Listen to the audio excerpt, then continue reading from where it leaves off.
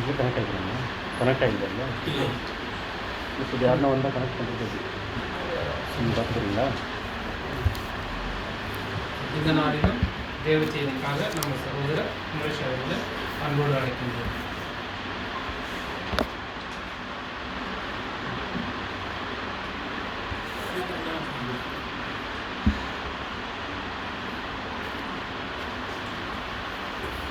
கிறிஸ்துக்குள் பிரியமான சகோதர சகோதரிகள் யாவருக்கும் மாலை வணக்கம்.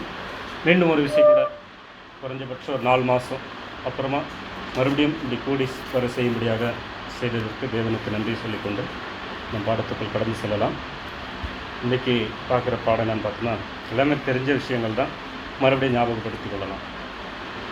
கனம் பண்ணுதல் இருந்த ஒரு தலைப்பில் நம்ம பாடத்தை பார்க்கலாம். அதுக்கு ஒரு ஆதார வசனமாக ரோமர் 12ஆம் அதிகாரம் 10ஆம் வசனம். ரோமன்ஸ் 12:10 கேட்குதுங்களா?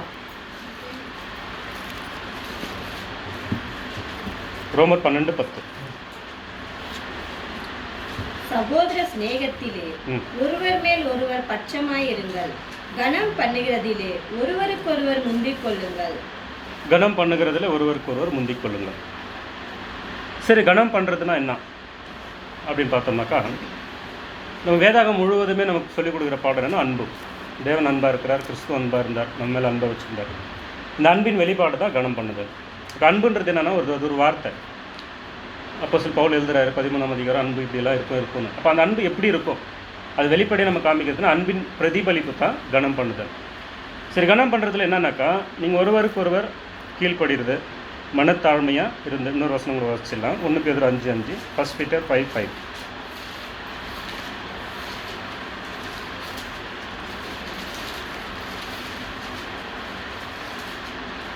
அந்தப்படி இளைஞரே, மூப்பருக்கு கீழ்ப்படியுங்கள். நீங்கள் எல்லாரும் ஒருவருக்கொருவர் கீழ்ப்படிந்து மனத்தாழ்மையை அணிந்து கொள்ளுங்கள். மனத்தாழ்மையாக அணிந்து கொள்ளுங்கள். சரி, இந்த கனம் பண்ணுதல்ன்றது கிறிஸ்துவ வாழ்க்கையில் ரொம்ப முக்கியமான ஒரு குணலட்சணம். ஏன்னா அதை சொல்கிற மாதிரி அன்பின் ஒருத்தர்கிட்ட நான் அன்பாக இருக்கிறேன்னு சொன்னால் அது வாயில் சொல்கிறது, அதை வெளிப்படுத்துறது அப்படின்னா கனம் பண்ணுறது தான். அப்போ அதை கனம் பண்ணுறதுனா என்ன, அதுதான் நம்ம முக்கியமாக பார்க்க வேண்டியது. என்னன்னாக்கா, அவர்களை மதிப்பளிப்பதின் மூலம் அவங்கள மதிக்கணும், அவர்களுடைய கருத்தை செவி கொடுத்து கேட்கணும், அவங்கக்கிட்ட தயவாக இருக்கணும், அவங்கள நம்மிடம் நம்ம பேசும்போது அவங்க செவி கொடுக்கணும், அதே சமயம் அவங்க நியாயமாக கேட்குற விஷயங்களை நமக்கு அவங்களுக்கு பதில் கொடுக்கணுன்றத நம்ம பார்க்குறோம். இதுதான் ஒரு கனம் பண்ணுறதுனாக்கா. அப்போது இது மனத்தாழ்மையாக இருக்கிறவங்களுக்கு அது ஈஸியாக இருக்கும். ஏன்னா அவங்க மனத்தாழ்மை, ஏன்னா அந்த மனத்தாழ்மையை கற்றுக்கொள்கிற இடத்த இது கனம் பண்ணுறது தான். இந்த கனம் ஒருத்தர் பண்ணுறாங்கன்னு சொன்னால் அவங்ககிட்ட மனத்தாழ்மை இருக்கும். அப்படி இருக்கும்போது அப்போ மனத்தாழ்மை இருக்கிறாங்கன்னா அவங்க அதை ஈஸியாக செய்துருவாங்க. அந்த மனத்தாழ்மை இல்லாமல் இருக்குங்கிட்ட அந்த மெய்யான அந்த மதிப்பும் காட்டுறது ஒரு கஷ்டமாக இருக்கும்னு சொல்லிட்டு நம்ம பார்க்குறோம். அது என்ன ஆகிடும்னாக்கா, வெறும் முகஸ்துதி மாத்திரம், நேரில் மட்டும் நான் மதிப்பாக இருக்கிறேன் காமிச்சிட்டு பின்னால் அது இருக்காது. அப்படி இல்லைன்னா, அப்படி இருந்துச்சுன்னா அது கனம் பண்ணுறது கிடையாதுன்றது நம்ம பார்க்குறோம். சரி, இந்த கனம் பண்ணுறது எங்கேருந்து வருது? அன்பு எங்கேருந்து வருது? தேவன்கிட்ட இருந்து. தேவன் தான் அன்பாக இருக்கிறார், அன்பின் ஊற்றாக இருக்கிறார், அன்பு தான் அனுப்பிச்சு. பிரதர் கூட நான் ஒரு விஷயம் நான் உங்களுக்கு சொல்லிக் கொடுக்கணுன்னா அந்த விஷயத்தை முதல்ல நான் தெரிஞ்சிருக்கணும். பிரதர் டென்னிஸ் ப்ராக்டிஸ் பண்ணுறாருன்னு சொன்னாக்கா அவர் அதை தெரிஞ்சிருக்கணும். அவருக்கு தெரிஞ்சால் தான் அவருக்கு இன்னொருத்தருக்கு ப்ராக்டிஸ் பண்ண முடியும். அதே போல் தான் தேவன் அன்பாக இருக்கிறதுனால தான் நமக்கு அன்பை கற்றுக் கொடுத்தாரு. அப்போ கனம் பண்ணுறது கூட தேவன் மனுஷரை கனம் பண்ணுறாராம், பார்த்துக்கோங்க. அப்போ தேவன் இவ்வளோ பெரியவர், அவர் மனுஷரை கனம் பண்ண வேண்டிய அவசியம் இருக்குதா? பண்ணியிருக்கிறாரு. எக்ஸாம்பிள் சில பேர் மட்டும் பார்க்கலாம். ஆபிரகாம். அதுக்கு முன்னாடி 1 பேதுரு 2:16 வாசிக்கும்போது தேவன் மனுஷரை எப்படி சிருஷ்டித்திருக்கிறாருனாக்கா, ஒரு ரோபோட் மாதிரி சிருஷ்டிக்கல. ரோபோட் மாதிரி சிருஷ்டித்து இதெல்லாம் நீ பண்ணுன்னு சொல்லிட்டு நீ அன்பு காட்டு, நீ கனப்படுத்து, நீ கீழ்ப்படி, இதெல்லாம் செட் பண்ணி ரோபோட்டில் செட் பண்ணி வச்சுட்டு அது வைக்கல. அப்படி வச்சுருந்தா அதாவது அந்த டைம்க்கு என்ன பண்ணணும் அது பண்ணிகிட்டு இருக்கும்.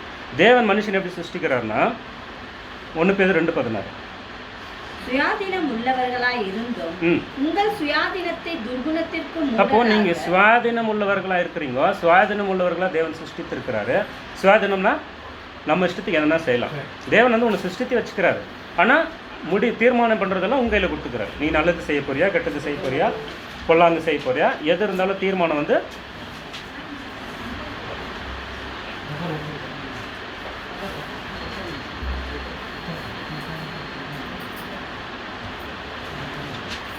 ஓகே. அப்போ அந்த தீர்மானத்தை தேவன் சுயாதீனமாக கொடுத்துக்கிறாருன்னு சொல்லிட்டு நம்ம அங்கே பார்க்குறோம்.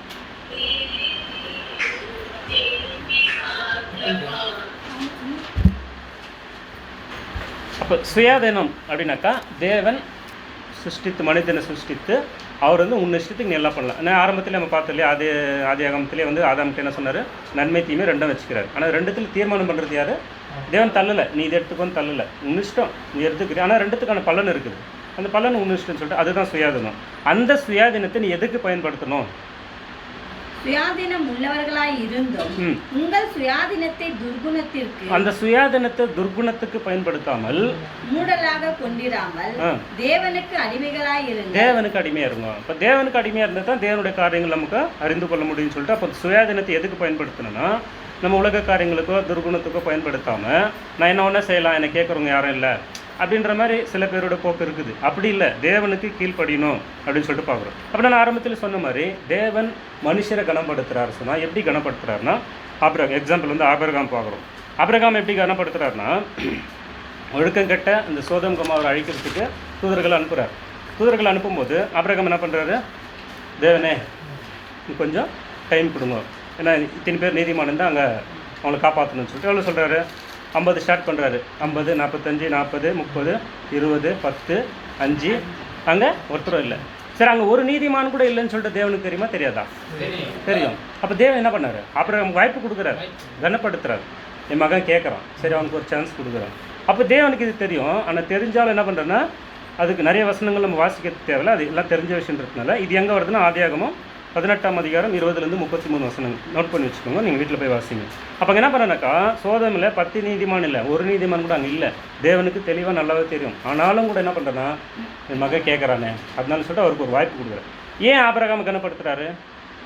ஆபிரகாம் மற்றவங்களை கனப்படுத்தியிருந்தார், அதை வந்து அவர் பார்க்குறாரு. யாரை கனப்படுத்துகிறார்? ஆபிரகாம் தன்னுடைய அண்ணன் மகனை லோத்து என்ன கேட்குறாரு, அவங்க 2 பேருக்கும், அவங்க 2 மந்த மீட்பர்களுக்கும் வாக்குவாதம் வருது. வாக்குவாதம் என்ன பண்ணுனாக்கா, அப்போ லோத்து ஆபிரகாம் என்ன சொல்கிறாரு, நீ ஒரு இடம் தெரிஞ்சுன்னு போ, நான் ஒரு இடம் தெரிஞ்சுன்னு போகிறேன். அப்போ அவர் பெரியவராகிறாரு. அவர் என்ன பண்ணியிருக்கலாம், நான் இதை எடுத்துக்கிறேன், நீ அங்கே போகலாம். ஆனால் அப்படி சொல்ல, முதல்ல நீ தேர்ந்தெடுத்துப்போ, உனக்கு எங்கே போகணுன்னு இஷ்டம் நீ போ, வேறு இடத்துக்கு நான் போய்க்கிறேன்னு சொல்லிட்டு அது என்ன ஆகுதுன்னா கனப்படுத்துகிறார். அவங்க அண்ணன் பையனை வந்து அவர் கனப்படுத்துகிறார். இதை தேவன் பார்க்குறார். இவர்கிட்ட அந்த நல்ல குணம் இருக்குது, கனப்படுத்துகிறாரு. இன்னொரு விஷயம்னாக்கா, ஆபிரகாம் எப்படிப்பட்டவராக இருக்காருன்னா, தேவனுக்கு கீழ்ப்படிந்து வாழ்ந்திருந்ததுனால அவர் நீதிமான் எண்ணப்பட்டார். இப்போ அந்த நீதிமான தேவன் வந்து கனப்படுத்துகிறார். இப்போ எதுவுமே வந்து நான் நல்ல விஷயம் செய்கிறேன்னு சொன்னால், நீங்களாம் ஏதோ ஒன்று செய்கிறோம், அதை நம்ம கனப்படுத்தலைன்னா பிரயோஜனமாக இருக்காது. அப்போ தேவன் கனப்படுத்துகிறார்.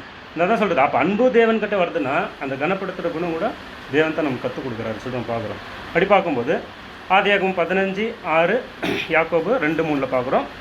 ஆபிரகாம் எப்படிப்பட்டவர் இருக்கிறாருன்னா நீதிமான இருக்கிறாரு. அப்போ தேவனுடைய சிநேகிதன் எண்ணப்பட்டார். அப்படிப்பட்டவரை தேவன் வந்து கனப்படுத்தார். யாக்கோபு 2:23 மட்டும் வாசி.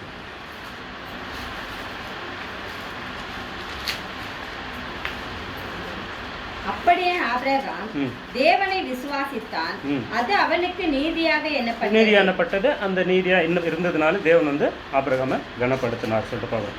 ஆபிரகாம் லோத்தை கனப்படுத்தின விஷயம் ஆதியாகமம் 13ஆம் அதிகாரம் 5-11 வசனம் வருது, அதில் வருது. அடுத்து தேவன் வந்து லோத்தையும் கனப்படுத்துகிறார். எப்படி? அதே மாதிரி தான் அழைக்க போகும்போது அதே இடத்துக்கு தான் சோதோம் அழைக்க போகும்போது தான் என்ன பண்ணுறாங்க, ஆபிரகாமுக்கு அந்த அங்கே சொல்லிட்டு வந்துட்டாரு. இப்போ லோத்துக்கு என்ன சொல்கிறாரு, நீ ஒரு இடத்துக்கு நான் இதை அழிக்க போகிறேன், நீ மலை மேலே போயிடுன்றாரு.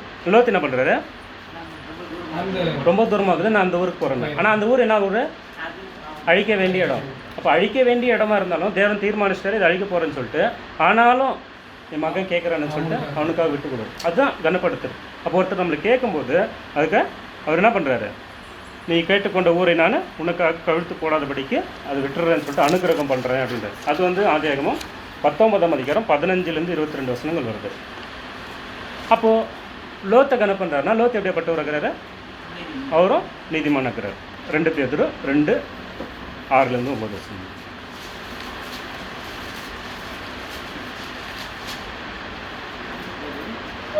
2 பேதுரு 2ஆம் அதிகாரம் 6-9 வசனம்.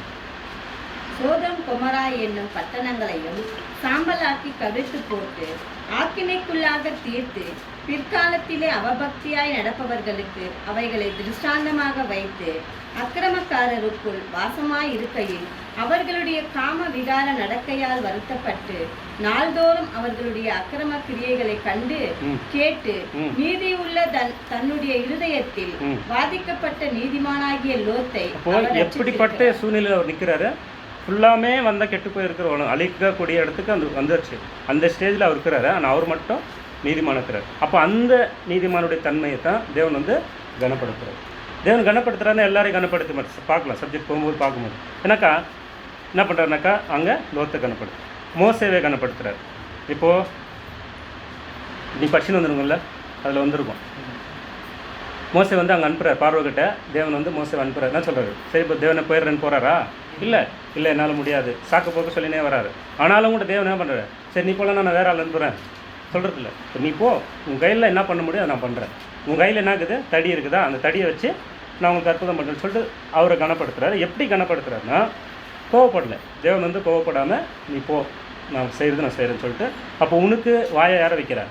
சகோதரன் ஆர்வனை வைக்கிற, நீ இப்போ என்ன செய்யணுமோ அதை செய்கிறேன்னு சொல்லிட்டு அது நம்ம கொஸ்டின் படிச்சுன்னு வந்துருக்குறோம். யாத்திராகம் 4ஆம் அதிகாரம் 10-16 வசனங்கள் வாசிக்க வேண்டாம். இப்போ மோசேவை கனப்படுத்துகிறாருன்னா, மோசே எப்படிப்பட்டவராக இருந்தார்? உண்மையுள்ளவராக இருந்தார். எதை வெறுத்து போனார்? அரண்மனை வாழ்க்கையை வெறுத்துட்டு போனதுனால எபிரேயர் 11ஆம் அதிகாரம் 24-26 வசனம். இப்போ தேவன் கனம் பண்ணுறாருன்னா சாதாரணமாக பண்ண மாட்டார். அதை பண்ணுற அளவுக்கு நமக்கு தகுதி இருக்கணும். எபிரேயர் 11ஆம் அதிகாரம் 24-26. விசுவாசத்தினாலே மோசே தான் பெரியவனான போது பார்வோனுடைய குமாரத்தின் மகன் என்னப்படுவதை வெறுத்து பார்வோனின் மகன் என்னப்படுவதை வெறுத்தார் ஃபர்ஸ்ட். ஏன்னா பார்வோனின் மகன்னாக்கா உலகத்துக்கே அதிபதி, அந்த ஸ்தானத்தில் இருக்கிறாரு. அதை வெறுக்கிறாரு. எதுக்காக வெறுக்கிறாரு? அநித்தியமான பாவ சந்தோஷங்களை, அதெல்லாம் வந்து அநித்தியமான பாவ சந்தோஷம். தேவனுடைய ஜனங்களோடு துன்பத்தை அனுபவிப்பதையே தெரிந்து கொண்டு இனிவரும் பலன் மேல் நோக்கமாய் இருந்து எகிப்தில் உள்ள பொக்கிஷங்களிலும் கிறிஸ்துவின் நிமித்தம் வரும் நிந்தையை அந்த கிறிஸ்துவே அவருக்கு அந்த டைம்ல தெரியாது. ஆனாலும் கூட அந்த நிந்தைகள் எல்லாம் தேவனுக்காக பாடுபடணுன்ற விஷயத்த முக்கியமாக அந்த அரண்மனை வாழ்க்கையை விட்டு வெளியே வந்ததை தேவன் பார்க்குறாரு. பார்த்துட்டு அவரை கனப்படுத்துறாரு அப்படின்னு சொல்லிட்டு என்ன சொல்லுவோம்னாக்கா, இதெல்லாம் தேவனோட திட்டம் தான். மோசேவை கொண்டு தான் இஸ்ரேலை மீட்க போகிறேன்னு சொல்லிட்டு தேவன் திட்டமாக இருக்கலாம். ஆனாலும் கூட அவர் என்ன பண்ணுறாரு? மறுபடியும் அவங்களுக்கு கனப்படுத்தி நான் இருக்கிறேன், நீ போ, பயப்படாத, அந்த மாதிரி நிறைய சொல்கிறது. அதே போல் தான் இங்கே பார்க்குற விஷயங்களெல்லாம் நம்முடைய வாழ்க்கையில் அப்படியே அப்ளை பண்ணி பார்த்துனே வரணும். இதுக்கு நான் ஒத்து போயிருக்கிறேன்னா ஒரு விஷயத்தையும் நம்ம பார்க்கணும். இது என்னுடைய வாழ்க்கையில் இருக்குதா அப்படின்னு சொல்லிட்டு பார்த்துனே வரலாம். அப்படி பார்க்கும்போது இன்னும் நிறைய அப்படி போகலாம். அடுத்து கத்துறா இயேசு கிறிஸ்து யாருன்னா கனம் பண்ணுறாரா அப்படின்னு பார்த்தோன்னா, ஒரு பெரும்பாடு உள்ள ஸ்திரீ அப்படின்னா 12 வருஷமாக பெரும்பாடுனாக்கா இரத்தப்போக்கு உள்ள ஒரு வியாதி. அது வந்து இரத்தப்போக்கு போயினே இருக்குது. இப்போ அவங்க யார்? பெரும்பாடு இருக்கிறாங்க. அவங்க என்ன பண்ணுறாங்க? இயேசு கிறிஸ்து போய் தொட்டு குணமாகறாங்கன்னு சொல்லிட்டு நம்ம பார்க்கும்போது, இயேசு கிறிஸ்து அவங்க தொடலாமா? நியாயப்பிரமாணத்தின்படி அவங்க வந்து அவங்க தொடக்கூடாது. பெரும்பாடு இருக்கிறவங்க வந்து போய் தொடக்கூடாது. அப்போ என்ன பண்ணார் இயேசு கிறிஸ்து? எனக்கு தொடாத, போ, தூரம் போன்னு சொன்னாரா? இல்லை. அவர் என்ன பண்ணாருனாக்கா, உன் விசுவாசம் உன்னை எதை பார்த்தார்? அவர் விசுவாசத்தை பார்த்தார். மார்க்கு நிறைய வசனம் வாசிங்க, இதெல்லாம் பேர் லென்த் வசனங்கள் நீங்கள் எழுதி வச்சுக்கோங்க. மார்க் 5ஆம் அதிகாரம் 25-34 வசனம் அது வரும். 34ஆம் வசனம் மட்டும் வசனம்.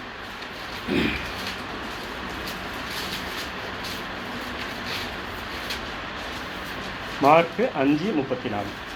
அவர் அவளை பார்த்து, மகளே, உன் விசுவாசம் உன்னை ரட்சித்தது. அவ்வளோதான், உன் விசுவாசம் உன்னை ரட்சித்தது. வேற எதுவுமே அங்கே அவர் பார்க்கலாம். அவங்க ஏன் அதை சொல்ல வரேன்னா, நியாயப்பிரமாணத்தின்படி வந்து அவங்க தொடக்கூடாது. நியாயப்பிரமாணத்தின் கட்டளை வந்து லேவியராகமம் 15ஆம் அதிகாரம் 25-27 வசனங்கள் வருது. அங்கே வந்து அந்த பெரும்பாடு உள்ளவங்க வந்து அவங்க தொடக்கூடாது, அப்படி இருக்கிட்ட வரக்கூடாது. இயேசு கிறிஸ்து அப்போ இயேசு கிறிஸ்து எப்படி தெரியும்? நியாயப்பிரமாணம் A to Z ஃபுல்லாக பின்னு தெரியும். ஏன்னாக்கா நியாயப்பிரமாணத்தை நிறைவேற்றுறது அவர் தான்.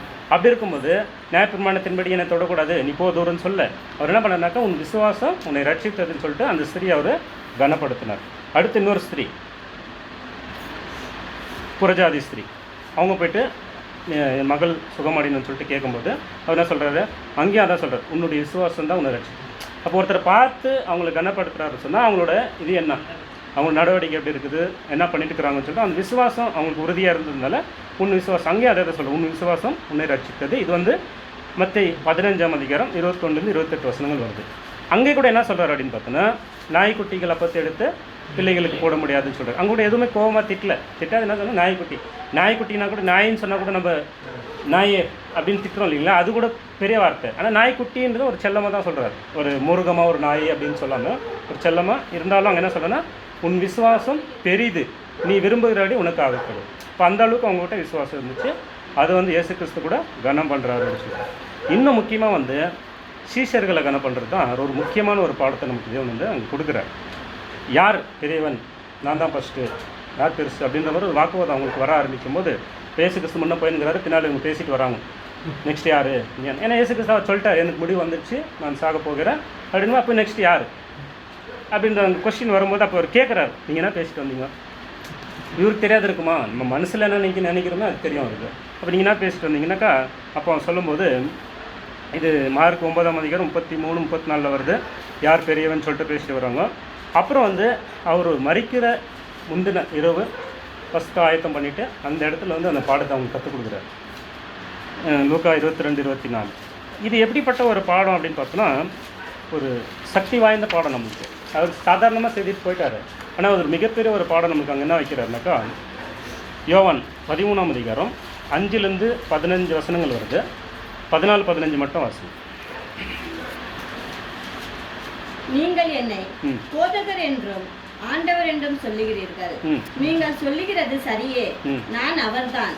ஆண்டவரும் போதகருமாகிய நானே உங்கள் கால்களை கழுவினது உண்டானால் நீங்களும் ஒருவருடைய கால்களை ஒருவர் கழுவ கடவீர்கள். அப்போ போதகராகிய நானே, போதகரும் ஆண்டவராக இருக்கிற நானே உங்களை கால்களை கழுவுறேன்னா இந்த சம்பவம் அதான் 5ஆம் வசனம் நீங்கள் பார்த்துட்டு வந்தீங்களா, அங்கே அதான் சொல்கிறார். வந்து என்ன பண்ண, பஸ்கால வந்து ஒரு கிண்ணத்தில் துணி எடுத்து பாதங்களை கழுவுறதுக்கு வராரு. அப்போ ஒருத்தர் வந்து கழுவானன்றாரு. இப்போ நீ கழுவலைன்னா எனக்குள்ள ஒரு பங்கு இல்லைன்றாரு. அப்படின்னா எனக்கு பாதம் மட்டும் வேணா உடம்பு முழுவதுமே கழுவுன்றாரு.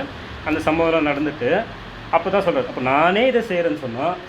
அப்போ அங்கே என்ன ஆகிப்போச்சு, நானே கடைசி ஆகிட்டேன். நான் முதல்ல இருக்கிற வேண்டிய நானே தான் இப்போ நான் கடைசி அவங்கக்கிட்ட வந்து பாதங்கள்லாம். அப்போ உங்களுக்குள்ளே ஏன் அந்த வாக்குவாதம் வருது, நான் பெரியவனா நீ பெரியவனான்றது? அதை பண்ணாதீங்க. முக்கியத்தில் கீழ்ப்படிதல்கள். அப்போ நம்ம நேரடியாக போய்ட்டு யார் காலை கழுவ வேண்டிய அவசியம் இல்லை, கீழ்ப்படிணும். அங்கே முக்கியமான விஷயம் என்ன பாடம் கற்றுக்கூடாதுன்னா கீழ்ப்படிதல் உங்களுக்கு எல்லாருக்கும் இருக்கணும்னு சொல்லி ஆண்டவராக தேவன் கனம் பண்ணார், இயேசு கிறிஸ்து கனம் பண்ணார். இவங்கக்கிட்ட கற்றுக்கிட்ட பவுல் அவரும் கனம் பண்ணுறாரு. இப்போ பாருங்கள், பவுல் வந்து சவுலாக இருக்கும்போது எப்படி இருந்தாரோ கிறிஸ்துவனாக மாறின பிறகு டோட்டல் ஆப்போசிட் ஆயிடுது.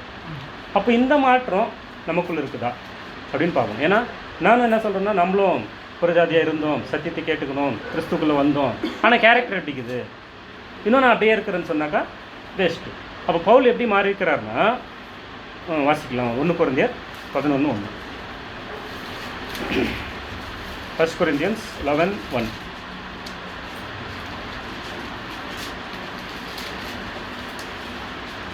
நான் கிறிஸ்துவை பின்பற்றுகிறது போல நீங்கள் என்னை பின்பற்றுகிறவராய் இருங்கள். அப்போ கிறிஸ்துவை பின்பற்றுனதை நான் பின்பற்றுனேன், கரெக்டாக பண்ணிட்டேன். நீங்கள் இப்போ என்ன பின்பற்றினா போதும். நான் எப்படி கிறிஸ்துவை பின்பற்றணும் அதே மாதிரி நீங்கள் பின்பற்றுற மாதிரி இருக்கும்னாக்கா அப்போ அந்த மாதிரி ஒரு வாழ்க்கை முறை அவர் வாழ்ந்துருக்கிறாரு. 1 தெசலோனிக்கர் 2:6. 1 தெசலோனிக்கர் 2:6-7.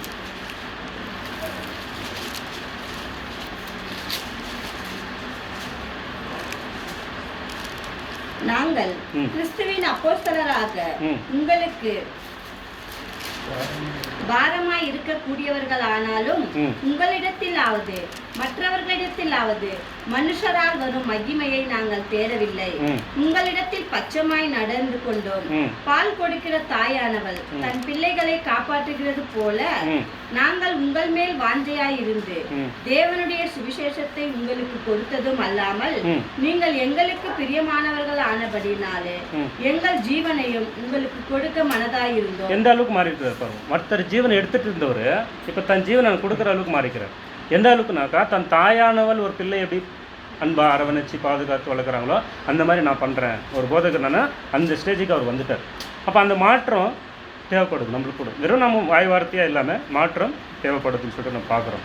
அதனால் சகோதர சகோதரிகளை இப்போ பார்க்கும்போது இன்னொரு சம்பவத்தில் அவர் என்ன சொல்கிறாருனாக்கா, ஒரு மனுஷன் வந்து ரோமில் ஒரு கைதியாக இருக்கிற ஒரு மனுஷன், யார் அப்படின்னா ஒனேசிமு அப்படின்னு ஒரு மனுஷன். அவர் வந்து பிலோமனோட அடிமை. பிலோமன் புக்கு வாசிங்க, அது ஒரே அதிகாரம் தான் இருக்கும், அதை வாசிங்கன்னா தெரியும். அவரோட அடிமை அவர். அப்போ அவர் என்ன பண்ணிடுறாக்கா, ஏதோ ஒரு காரணத்துக்காக அங்கே விட்டு வந்துடுறாரு. அந்த அங்கே பிலோமன் கிட்டேருந்து வந்துட்டு பவுல்கிட்ட வர்றாரு. பவுல்கிட்ட வந்துட்டு அவர்கிட்ட சத்தியெல்லாம் கற்றுக்குன்னு பவுலுக்கு ஒரு ஸ்நேகிதனாகவே ஆயிடுறாரு. ஆயிட்ட பிறகு பவுல் என்ன பண்ணுறாருனாக்கா, பவுல் அந்த காலத்தில் எப்படிப்பட்டவராக இருந்தாலும் அவர் தான் வந்து பெரிய அப்போஸ்தலர். அவர் அப்போஸ்தலர், அவ்வளோ பெரிய அப்போஸ்தலர் என்ன பண்ணுறாரு அப்படின்னு பார்த்தோம்னாக்கா, இவருக்கு பிடிச்சி போச்சு இவரை. இப்போ இவரை கூட வச்சுக்கலாம், ஒனேசிமுவை கூட வச்சுக்கலாம் அப்படின்னு சொல்லிட்டு ஒரு யோசனை பண்ணுறாரு. ஆனால் யோசனை பண்ணாலும் பிலோமினை யோசனை பண்ணுறார். அவருக்கு அடிமையாக இருக்கிற ஒரு மனுஷனை நம்ம எப்படி கூட வச்சுக்கிறது அப்படின்னு சொல்லிட்டு அவரை கனப்படுத்துறாரு. அப்படி வச்சுக்கிறதுக்கு நான் விருப்பம் இல்லைன்னு சொல்லிட்டு எழுதுறாரு. பிலோமின் 13:16 ஒரே அதிகாரம் 13 16. சுவிசேஷத்தின் நிமித்தம் கட்டப்பட்டிருக்கிற எனக்கு ஊழியம் செய்யும்படி உமக்கு பதிலாக அவனை என்னிடத்தில் வைத்துக் கொள்ள வேண்டும் என்று. உனக்கு பதிலாக என்னிடத்தில் அதை வைத்துக் கொள்ள வேண்டும் மனசு இருந்துச்சு. ஏன்னா அந்த அளவுக்கு அவர் மாறிட்டு இப்போ அவர் கூட ரொம்ப பிடிச்சி போச்சு, கூட வச்சுக்கலான்னு பார்க்குறாரு. ஆனாலும் நீர் செய்யும் நன்மையை கட்டாயத்தினால் அல்ல, மனப்பூர்வமாய் செய்யத்தக்கதாக நான் உம்முடைய சம்மதி இல்லாமல் ஒன்றும் செய்ய எனக்கு மனதில்லை. அப்போ உன்னோட சமாதானம் இல்லாமல் எதுவும் சேர்த்துக்க மனசு. ஏன்னா செய்யலாம், அந்த அதிகாரம் இருக்குது, அந்த ஸ்தானத்தில் அவர் இருக்கிறாரு. ஏன்னா இங்கே வச்சுக்கிறேன்பா ஆச்சுன்னா முடிஞ்சிச்சு. ஆனால் அவர் அதை பார்க்கல. இல்லை, ஏன் அப்படின்னு சொன்னால் இன்னொரு விஷயம் என்னன்னாக்கா, இந்த அடிமையாக இருந்து ஒருத்தருங்க அந்த இடத்துல இருந்து வெளியே வந்துட்டாங்களா, அவங்க மேலே மரண தண்டனை கூட, அவங்க சாவடிக்கலாம் கூட, அந்த மறுபடியும் அவங்க போகும்போது. அதுக்கு பவுல் இவ்வளோலாம் சொல்லிவிட்டு அந்த புக்கு நீங்கள் ஃபுல்லாக வாசிங்கன்னா தெரியும் அந்த அதிகாரம். அப்போ அவர் என்ன சொல்லுவார்னாக்கா, சரி அவர் வருவான், நீ மறுபடியும் ஏற்றுக்கோ, நான் இங்கே வச்சுக்கிறதுக்கு மனசு இல்லை, ஆனால் நீ உன் இஷ்டம் இல்லாமல் நான் வச்சுக்க முடியாது, அவன் மறுபடியும் ஏற்றுக்கோன்னு சொல்லிட்டு அங்கே அவர் கனப்படுத்த நம்ம பார்க்குறோம். ஆகையால் நம்ம இப்படி பார்க்கும்போது நிறைய விஷயங்கள் நம்ம பார்க்குறோம். இப்போ நாமும் அதுதான் நம்ம ஆதார வசனம் வாசிக்கும்போது ரோமர் 12:10 நாம் என்ன செய்யணும்னா, மற்றவர்களை கனம் பண்ணுறதற்கு முந்திக்கணும். அப்போ என்ன யாருன்னா கனம் பண்ணுறாங்களான்னு பார்க்காத முன்னாமல் நாம் முந்திக்கணும். சபையில் கூட அப்படி தான் இருக்கும். ஏன்னா நம்ம வந்து என்ன பண்ணணும், சர்ச் முடிச்சிருந்து நம்ம போயிட்டு சின்னவங்களும் பெரியவங்களும் போயிட்டு எல்லாருக்கும் ஒரு விஷ் பண்ணணும். பெரிய விஷயம் ஒன்றும் இல்லை, ஒரு விஷ் பண்ணிட்டு சும்மா ஒரு சின்ன ஒரு புன்னகை, அவ்வளோதான். வேறு எதுவும் நம்ம கொடுக்க போகிறதில்ல. அது பண்ணாலே போதும். நிறைய பேர் பண்ணுறதே இல்லை. சின்னவங்களும் பெரியவங்களும் யாரும் அது பழக்கம் பண்ணிக்க மாட்டேங்கிறாங்க. நம்மளும் சரி வீட்டில் இவங்களுக்கும் சொல்கிறேன், என்னன்னாக்கா என்கிட்ட யாரும் அவ்வளோ பேசுகிறாங்க, யாரும் பேச தோணை, நீ போய்ட்டு சும்மா விஷ் பண்ணிட்டு வந்துடு, அவ்வளோதான். அதுதான் ஆரம்பம். அது பண்ணிகிட்டே போயிட்டே இருந்தாலே நம்ம போதும்னு சொல்லிட்டு நம்ம பார்க்குறோம். அது போக போக மேலே மேலே போயிட்டுருக்கோம். சரி, இப்போ நம்ம என்ன பண்ணணும்? நம்முடைய தேவன் பண்ணார், இயேசு கிறிஸ்து பண்ணார், பவுல் பண்ணார், நம்ம என்ன பண்ணணும்? நம்மளுக்கும் ஒரு லிஸ்ட்டு கொடுக்குறோம் இல்லைங்களா? இது எல்லாருக்கும் வந்து கல்யாண டைமில் வரும் இந்த பாடம் எபேசியர். இப்போது 1 Corinthians 10:24. 1 Corinthians 10:24, 1 Peter 3:8-9 கூட யாரும் வச்சுக்கோங்க.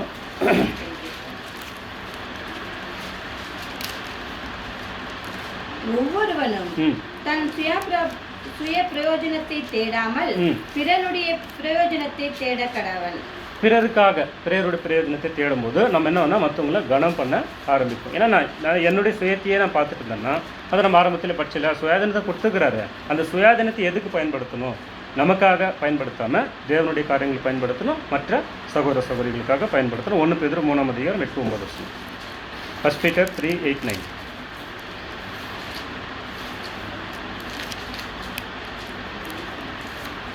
மேலும் நீங்கள் எல்லாரும் ஒருமனப்பட்டவர்களும் இரக்கம் உள்ளவர்களும் சகோதர சிநேகம் உள்ளவர்களும் மன உருக்கம் உள்ளவர்களும் இணக்கம் உள்ளவர்களுமாய் இருந்து தீமைக்கு தீமையையும் உதாசனத்துக்கு உதாசனத்தையும் சரி கட்டாமல் அதற்கு பதிலாக நீங்கள் ஆசீர்வாதத்தை சுதந்திரித்துக் கொள்ளும்படி அழைக்கப்பட்டிருக்கிறவர்கள் என்று அறிந்து ஆசீர்வதியுங்கள்.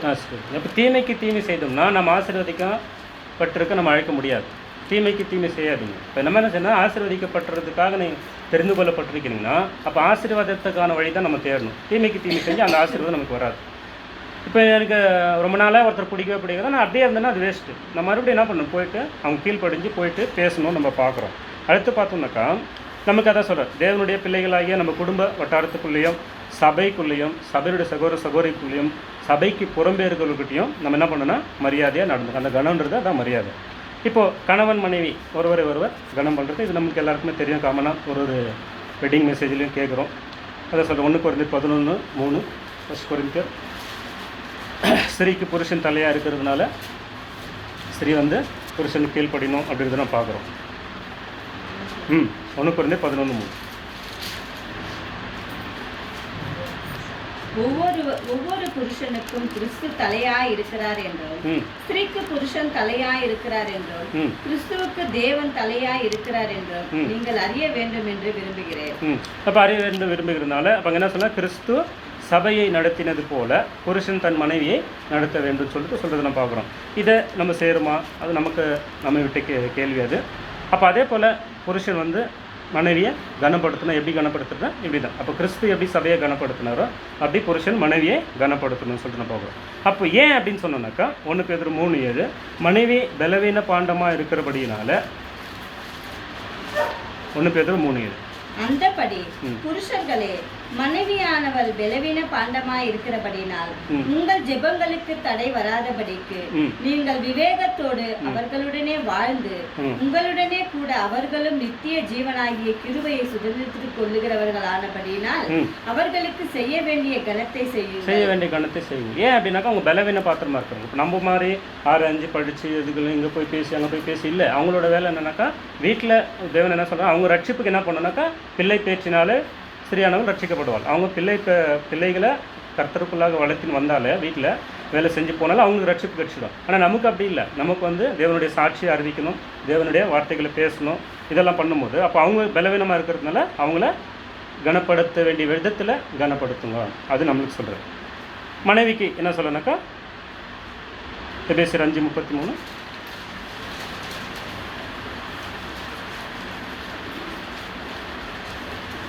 எபேசியர் 5:33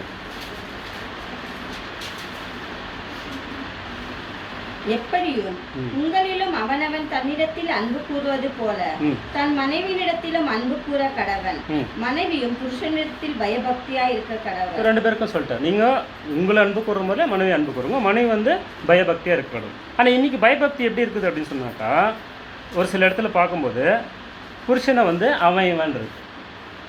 ஒருத்தர்கிட்ட கேட்டேன், என்னன்னாக்கா ஒரு ஃபிலிம் ஆக்டரை அவரு இவருன்றாங்க, புருஷனை வந்து அவன் இவன்றாங்க. இது எங்கள் கிறிஸ்தவர்கள் தான். ஃபிலிம் ஆக்டருக்கு இருக்கிற மரியாதை கூட புருஷனுக்கு இல்லை. இதை வந்து பெரியவங்களும் சொல்கிறதும் இல்லை. அப்படி பேசக்கூடாது சொல்லக்கூடாது அப்படின்றது இல்லை. ஏன்னாக்கா கேட்டாக்கா இன்றைக்கி கால மாற்றம். அப்போ கால மாற்றம் பேசுகிறதுல மட்டும் இருக்கக்கூடாது, கடவுளுக்குள்ளேயும் மாற்றத்தை கொண்டு வரணும். அப்போ என்றைக்குனாலும் கடவுள் நம்ம கடவுள் தான், கடவுளை கட்டளை தான், இது மாறக்கூடாது. அப்போ என்ன பண்ணாக்கா ரொம்ப ஈஸியாக அது ரொம்ப காமனாக இன்றைக்கி ஆயிடுக்குது. அதுவும் நம்ம மாற்றிக்க வேண்டியது அவசியமாக இருக்குது. அப்புறம் முதியோரை கனம் பண்ணணும் அப்படின்னு சொல்லிட்டு பார்க்குறோம். லேவியராகமம் 19:32 அது வாசிக்க வேண்டாம். கிறிஸ்துவ சபையில் வந்து சபையிலும் சரி வெளியத்திலும் சரி முதியோர்கள் வந்து அங்கே என்ன சொன்னால் லேவியராகம்னா ஒரு முதியோர் வராருன்னா அவங்க எழுந்து நின்று அவங்கள மரியாதை கொடுங்க, மரியாதை செலுத்தணும்னா கனம் பண்ணுறது அதாச்சு.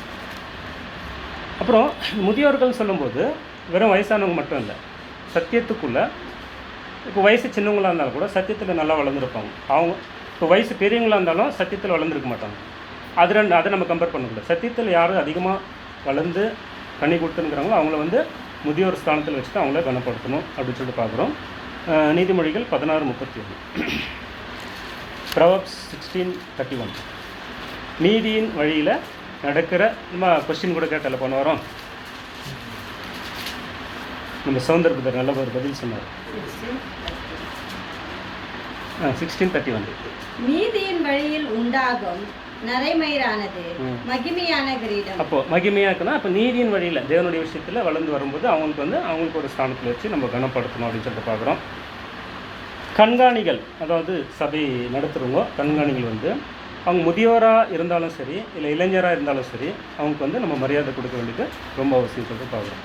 அதனால தான் சொல்கிறேன் 1 Peter 5:2-3 1 Peter 5:2-3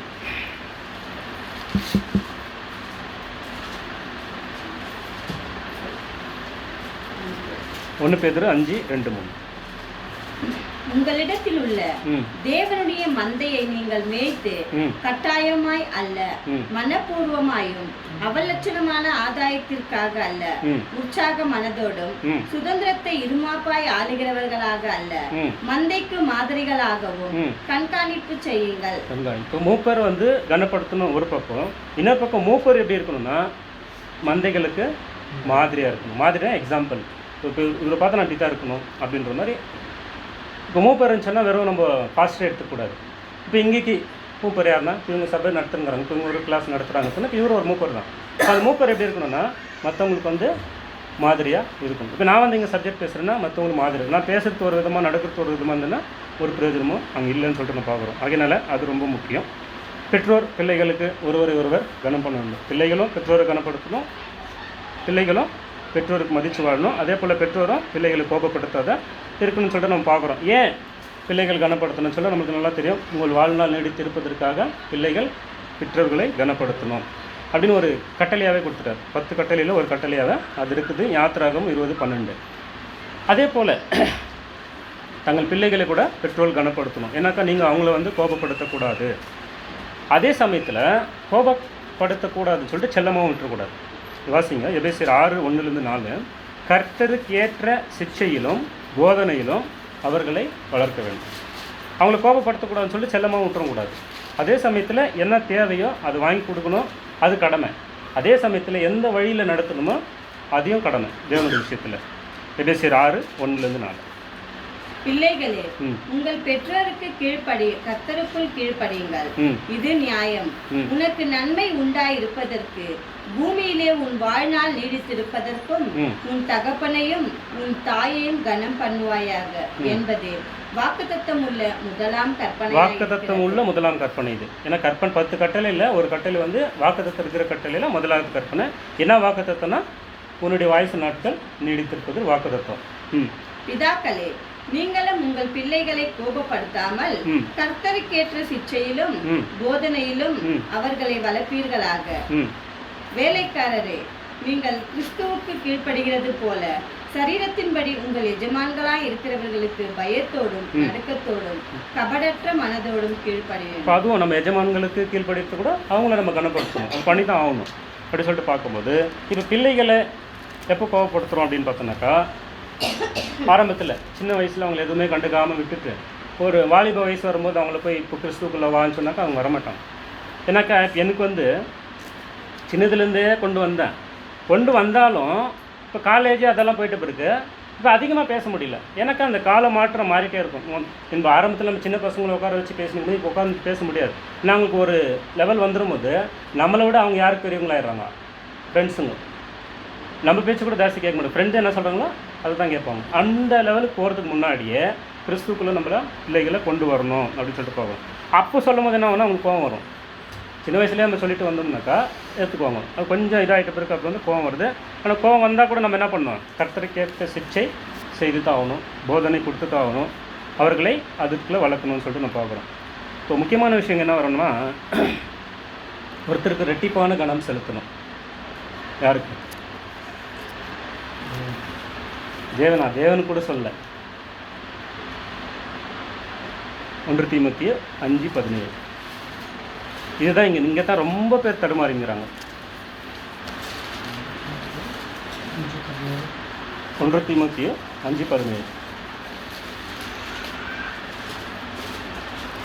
நன்றாய் விசாரணை செய்கிற மூப்பர்களை விசேஷமாக திருவசனத்திலும் உபதேசத்திலும் பிரயாசப்படுகிறவர்களை இரட்டிப்பான கனத்திற்கு பாத்திரராக எண்ண வேண்டும். மூப்பர்களை எப்படின்னா, மேலும் சபைக்கு சேவை செய்வதில் கடினமாய் உழைப்போரையும் கூட கனம் பண்ண வேண்டும். நன்றாய் விசாரணை செய்கிற மூப்பர்களை, விசேஷித்தமாக திருவசனத்திலும் உபதேசத்திலும் பிரயாசப்படுகிறவர்களை இரட்டிப்பான கணத்திற்கு பாத்திரமாக என்ன. எபிரேயர் 13:17.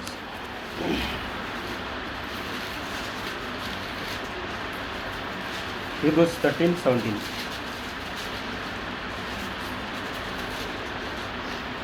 உங்களை நடத்துகிறவர்கள் உங்கள் ஆத்துமகளுக்காக உத்தரவாதம் பண்ணுகிறவர்களாய் இழுத்திருக்கிறவர்களானபடியால் அவர்கள் துக்கத்தோடு அல்ல சந்தோஷத்தோடு அதை செய்யும்படி அவர்களுக்கு கீழ்ப்படிந்து அடங்குங்கள்.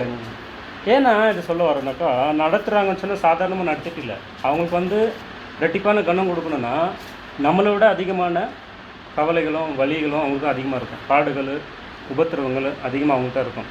ஏன் அப்படி சொன்னால் நாம் எப்படி ஏற்கனவே சொல்லியிருக்கிற விஷயம் தான். நமக்கு வந்து நம்முடைய ஒரு ஃபேமிலியில் ஒரு 5-6 பேர் இருப்போம். இவங்களை பற்றி தான் நம்மளுக்கு கவலைப்படுவோம். ஆனால் மூப்பருக்கு வந்து சபையில் எல்லாருமே ஒரு ஃபேமிலி. அப்போ எல்லாரை பற்றி இவங்களுக்கு உடம்பு சரினா ஃபோன் வரும், அவங்களுக்கு ஏதோ பிரச்சனைனா ஃபோன் வரும். இப்போ அவங்களுக்காக எல்லாம் ஜபிக்கணும், பண்ணணும். அது இந்த மத்தியில் பாடங்கள் எடுக்கணும், நடத்தணும், உபதேசிக்கணும். அப்போ இப்படிலாம் இருக்கிறதுனால தேவன் என்ன சொல்கிறேன்னா அவங்களுக்கு ரெட்டிப்பான கனம் செலுத்தணும். ஆனால் இன்றைக்கி ரெட்டிப்பான கனம் இல்லை, பாதி கனம் கூட இல்லை. நிறைய பேர் என்கிட்ட பேசுகிற விஷயங்கள் அதுதான். கம்ப்ளைண்ட். நம்ம மூப்பர் மேலே கம்ப்ளைண்ட் பண்ணுறதுக்கு நமக்கு அதிகாரமே இல்லை, அதுக்கு தகுதியும் இல்லை. எதனா ஒரு சின்ன பிரச்சனையா, இல்லை இவர் பார்க்கல, இல்லை அவர் கேட்கல. அப்போ நம்மளுக்கு எதுக்கு இவ்வளோ சத்தியம் கொடுத்து, ஞானம் கொடுத்து, அறிவு கொடுத்துக்கிறாரு? நம்ம எதுவுமே கேட்கலனாக்கா எல்லாத்துக்குமே அவர் வந்து முன்னே நிற்கணும்னா எப்படி நிற்பார்?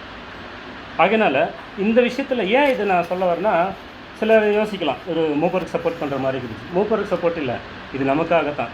ஏன்னா இதுக்கு ஒரு சம்பவம் இருக்குது. இது ஒரு மிகப்பெரிய ஒரு சம்பவம். என்னாகவும் 16ஆம் அதிகாரத்தில் நம்ம பார்க்குறோம் இல்லைங்களா? கோராக அவர் கூட 250 பேர் சேர்ந்துக்கின்னு யாருக்கு எதிர்த்து நிற்கிறாங்க? மோசே யார்? தேவனால் தெரிந்து கொள்ளப்பட்ட ஒரு மனுஷன். அதே போல் தான் நம்முடைய மூப்பராக ஒருத்தர் நியமிக்கிறாங்கன்னா தேவனால் தெரிந்து கொள்ளப்பட்ட ஒரு மனுஷன். அவருக்கு எதிராக வந்து நம்ம எதுவுமே பேச முடியாது. நம்ம இன்றைக்கி சர்வசாதாரணமாகிட்டுக்குது. அது தமாசில் பேசுகிறது, கேலி பண்ணுறது, நிறைய கேட்டு நம்ம நேரடியாக சொல்லும் போது கூட அவங்க என்ன யோசிக்கிறாங்க, வேறு மாதிரி யோசிக்கிறாங்க. அப்படி நமக்கு இருக்கக்கூடாது. ஏன் அந்த சம்பவம் சொல்கிறோம் அப்படின்னு பார்த்தோம்னா, அங்கே என்ன நடக்குது? எதிர்த்து நிற்கும்போது தேவன் என்ன சொல்கிறார்? இஸ்ரேல் யாரும் கூடி வர சொல்லு. அந்த 200 பேர் செப்பரேட் பண்ணி 250 பேர் அவங்க செப்பரேட் பண்ணிவிட்டு அவங்க கையில் வந்து நேரத்துன்னு வராங்க, இந்த விளக்கு எடுத்துன்னு வரோம். இந்த எடுத்துன்னு வந்துட்டு அவங்க என்ன பண்ணிடுறாங்க, அந்த 250 பேரும் என்னோட மூடிட்டு அவங்க கையில் அந்த விளக்கு, அந்த வெங்கல பாத்திரத்தை மட்டும் என்ன பண்ணுறாரு, தனித்தனி அடிச்சுட்டு, அதை தட்டு மாதிரி அடிச்சுட்டு அவங்க ஒரு பலிப்பீடத்தை கட்டிட்டு அது மேலே மூடிடுறாரு. அது மூடிட்டு அது எதுக்காக வைக்கிறாரு? இது அடையாளம். நீங்கள் வாசிங்க, அது என்னாகவும் 16ஆம் அதிகாரம் ஃபுல்லாக வரும். அப்போ அதுக்கு ஒரு அடையாளம் வைக்கிறார். இப்போ எதுக்கு அடையாளம்? ஏதோ ஒரு விஷயத்தை நான் அடையாளம் வைக்கிறேன்னா இங்கே ஒரு சம்பவம் நடந்துச்சு, அதுக்கு இது அடையாளம். இத்தனை வருஷத்துக்கு முன்னே இங்கே ஒரு சம்பவம் நடந்துச்சு, இதுக்கு ஒரு அடையாளம். அது மாத்திரமில்லை, அவங்க யோதா நாடு கடந்து வரும்போது கூட ஒரு கல் எடுத்துன்னு வந்து இங்கே அடையாளம் வைக்கிறாரு. எதுக்குனாக்கா இந்த மாதிரி நான் உங்களை கடந்து வர செய்வதற்கு உங்கள் பிள்ளைங்களுக்கு சொல்லி அடையாளம் வைக்கிறாரு. மோசை எகிப்துட்டு வரும்போது அங்கே ஒரு அடையாளத்தை வைக்க சொல்கிறாரு. இப்போ நிறைய விஷயம். அப்போ இந்த அடையாளம் எதுக்குனாக்கா அவங்க செய்த தவறுக்காக வைக்கிறாரு. ஏன்னா சொல்ல வர விஷயம் அதுதான். மூப்பர்ன்றது வந்து ஒரு சாதாரண ஒரு பொறுப்பு கிடையாது. ஆனால் அதை வந்து நம்ம இன்றைக்கி சர்வசாதாரணமாக பேசிகிட்டு இருக்கோம்னா அதுக்கான தண்டனை நமக்கு தான், அவருக்கு இல்லை, நமக்கு தான் அந்த தண்டனை. அந்த தண்டனைக்கு ஆளாகக்கூடாதுன்றதுக்கு நான் எப்பவுமே இது சொல்கிறது. நான் வந்து மூப்பருக்கு சப்போர்ட் பண்ணிக்கணும், இல்லை மூப்பர் பக்கம் பேசணும், அது இல்லை. நமக்கு தான் அது சப்போர்ட். நமக்கு தான் வந்து நம்ம என்ன பண்ணுறோம்னாக்கா ஏன்னா இந்த வளர்ச்சி வரலன்னு சொன்னால், அந்த வளர்ச்சி இல்லைன்னா தான் அந்த வார்த்தைகள் வரும். வளர்ச்சி வந்துச்சுன்னா என்னன்னா தேவனே கனப்படுத்துறாரு சொன்னால், அப்போ நம்ம யார்? கணக்கிலே இல்லையே. அப்போ அப்படிப்பட்ட நம்ம என்ன பண்ணணும்னாக்கா அதுக்கு தகுந்த மாதிரி நடந்துக்கணும். எனக்கு அப்புறம் சபைக்கு புறம்பே உள்ளவர்களையும் கனம் பண்ண வேண்டும் சொல்கிறார். ரோமர் 13:1. ரோமன்ஸ் 13:1. எந்த மனுஷனும் மேலான அதிகாரம் உள்ளவர்களுக்கு கீழ்ப்படிய கடவன். ஏனென்றால் தேவனாலே அன்றி ஒரு அதிகாரமும் இல்லை, உண்டாயிருக்கிற அதிகாரங்கள் தேவனாலே நியமிக்கப்பட்டிருக்கிறது. அப்போ சபைக்கு புறம்பே இருக்கிற ஒரு அதிகாரத்தில் இருக்கிறாங்கனாக்கா அவங்கள கனம் பண்ணணும். ஏன் கனம் பண்ணணும் அப்படின்னு பார்த்தோம்னாக்கா, நம்முடைய ராஜ்யம், அப்போ நம்ம எதுக்காக காத்துனுக்கிறோம்? நம்முடைய ராஜ்யம் வரணும். அப்போ அந்த ராஜ்யம் வர்றதுக்கு முன்னாடி இப்போ இருக்கிற ராஜ்யங்கள் எல்லாம் யார்தான் இந்த அதிகாரத்தை கொடுத்துருக்கு? தேவனால் ஆகாத அதிகாரம் எதுவும் இல்லை. தேவன் தான் அதிகாரம் கொடுத்துக்கிறார் அவங்களுக்கு. அப்போ அந்த அதிகாரத்துக்கு நம்ம என்ன பண்ணணும்னா கீழ்ப்படுத்தி தான் ஆகணும். அப்போ கீழ்ப்படுத்தினா கனம் பண்ணணும் அப்படின்னு சொல்லிட்டு நம்ம பார்க்குறோம். ஆகையில யாவருக்கும் அதான் சொல்கிறோம். ரோமர் 13:7 அதுலேயே ஆகையால் யாவருக்கும் செலுத்த வேண்டிய கடமைகளை செலுத்துங்கள். எவனுக்கு வரியை செலுத்த வேண்டியதோ அவனுக்கு வரியையும், எவனுக்கு தீர்வை செலுத்த வேண்டியதோ அவனுக்கு தீர்வையும் செலுத்துங்கள். எவனுக்கு பயப்பட வேண்டியதோ அவனுக்கு பயப்படுங்கள். எவனை கனம் பண்ண வேண்டியதோ அவனை கனம் பண்ணுங்கள். இப்போ கனம் பண்ணி தான் ஆகணும். நான் கிறிஸ்து தான் எனக்கு ராஜா, நான் வேறு யாருக்கும் ஏற்றுக்க மாட்டேன் அப்படின்னு நம்ம சொல்ல முடியாது. ஏன்னாக்கா கனம் பண்ண வேண்டியவர்களுக்கு கனம் பண்ணி தான் ஆகணும். 1 பேதுரு 2:17 நம்ம பார்க்கும்போது எல்லாரையும் நாம் கனம் பண்ணணும் அப்படின்னு சொல்லி நம்ம பார்க்குறோம். 1 பேதுரு 2:17.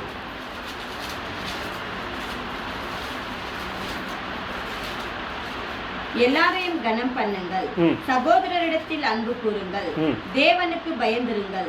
ராஜாவை கனம் பண்ணுங்கள். எல்லாரையும் கனம் பண்ணுங்க, தேவனுக்கு பயந்துருங்க, சகோதரத்தில் அன்பு கூறுங்க அப்படின்னு சொல்லிட்டு. அப்போது இங்கே இன்னொரு விஷயம் என்னென்னா, இப்போ எல்லாரையும் கனம் பண்ண அவ்வளோதான், மரியாதை கொடுக்கணும், மதிப்பளிக்கணும், அவங்களுக்கு வயசுக்கு தகுந்த மாதிரியோ இல்லை அக்கா அக்கா வீட்டுக்காரோ எல்லாம் பண்ணலாம். ஆனால் அவங்களோட போய் கலந்துடக்கூடாது.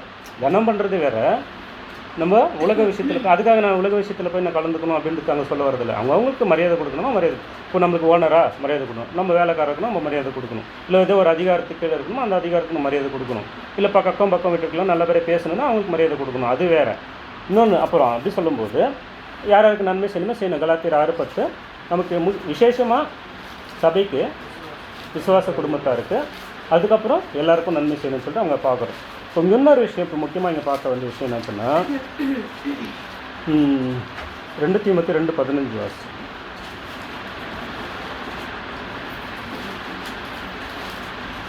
2 தீமோத்தேயு 2:15. நீ வெட்கப்படாத ஊழியக்காரனாயும் சத்திய வசனத்தை நிதானமாய் பகுத்து போதிக்கிறவனாயும் உன்னை தேவனுக்கு முன்பாக உத்தமனாக நிறுத்தும்படி ஜாக்கிரதையா. அப்போ இந்த கணமெல்லாம் நம்ம பண்ணிட்டு வந்தோம்னா அக்கம் பக்கம் வீட்டாருக்கோ இல்லை வேற யாருக்கோ ஃப்ரெண்ட்ஸுங்க மத்தியிலையோ சொந்தக்காரங்க மத்தியிலையோ அவங்களுக்கு கொடுக்க வேண்டிய கணத்தை நம்ம கொடுத்தோம்னா அப்போ தேவனுடைய வார்த்தை நம்ம ஈஸியாக செய்யலாம், சொல்லலாம். அதுதான் முக்கியமான விஷயம். நம்மளுக்கு என்னன்னாக்கா தேவனுடைய வார்த்தை நம்ம சாட்சி சொல்லணும். அப்போ அந்த சாட்சி சொல்லணும்னாக்கா அதான் சொல்கிறேன், நீ வெட்கப்படாத ஊழியக்காரனாக இருக்கணும்னு சொன்னால் அப்போ எப்படி இருக்க முடியும்? மற்றவங்கக்கிட்ட அப்படி கனப்படுத்தி அவங்களுக்கு மரியாதை செலுத்தி கொடுக்கணும். அப்போ நம்ம பேசுகிறது கூட அவங்க கேட்பாங்க. நம்ம எடுத்துரிஞ்சு பேசிவிட்டு அவங்க நான் பேசுறது மட்டும் அவங்க கேட்கணும்னு சொன்னால் அவங்க கேட்க மாட்டாங்க. அதனால் இன்னொரு விஷயம் என்னாச்சுனாக்கா, யாரை கனம் பண்ணக்கூடாதுனாக்கா மூடரை கனம் பண்ணக்கூடாது. நீதிமொழிகள் 26:9 அங்கே என்ன சொல்லனாக்கா, மூடரை கனம் பண்ணாதீங்க அப்படின்றது.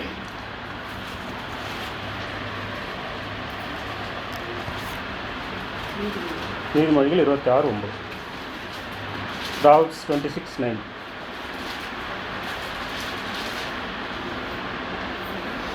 மூடன் வாயில் அகப்பட்ட பழமொழி, வெறியன் கையில் அகப்பட்ட முண்டு. மூடனை கனம் பண்ணது வரலையாங்க மேலே பாரு. மூடனுக்கு கனத்தை கொடுக்கிறவன் கவனிலே கல்லை கட்டுகிறவன் போல். மூடனுக்கு கனத்தை கொடுக்கிறவன் கவனிலே கல்லை கட்டுகிறவன் போல். கவனில கல்லை கட்டணுமா கல்லை வைக்கணுமா? கட்டிட்டா என்ன ஆகும்? கல் அங்கே போகாது, அங்கே கவுன்லேயே தான் இருக்கும். கவுன் தெரியுமா ஃபஸ்ட்டு எல்லாருக்கும்? ஒரு 2 கை இருக்கும், நடுவில் வந்து கொஞ்சம் அகலமாக அதில் கல் வச்சு காக்கா ஓட்டுவோம்.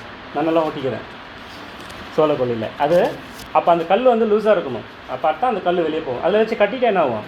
அதுதான் மூடத்தனமான செயல். அப்போ மூடனுக்கு செவி கொடுக்காதுன்னா இப்போ என்ன பண்ணிடுறானாக்கா, பேசுகிறவங்க என்ன பேசுகிறவங்க அங்கே எதை பேசுகிறாங்கோ, கரெக்டாக அவங்க சத்தியத்தை பற்றி பேசினுக்கிறாங்களா, வசனத்தின் பற்றி பேசினுக்கிறாங்களா, இல்லை சொந்த ஞானத்தில் ஏதோ ஒன்று பேசினுக்கிறாங்களா கவனிக்கணும்.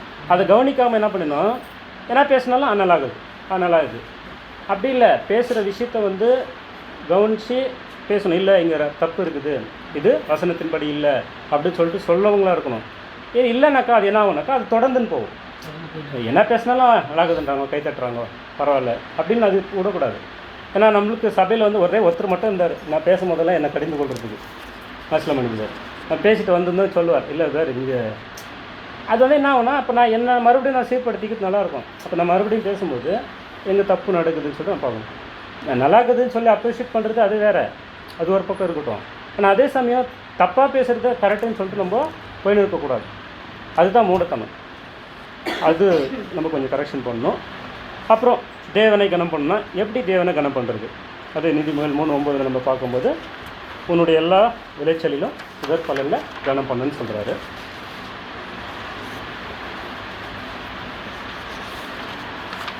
வாசிக்க 3:9.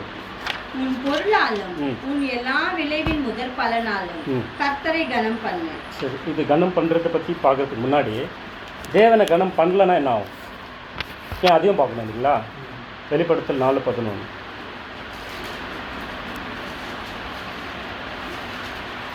Revelation 4:11.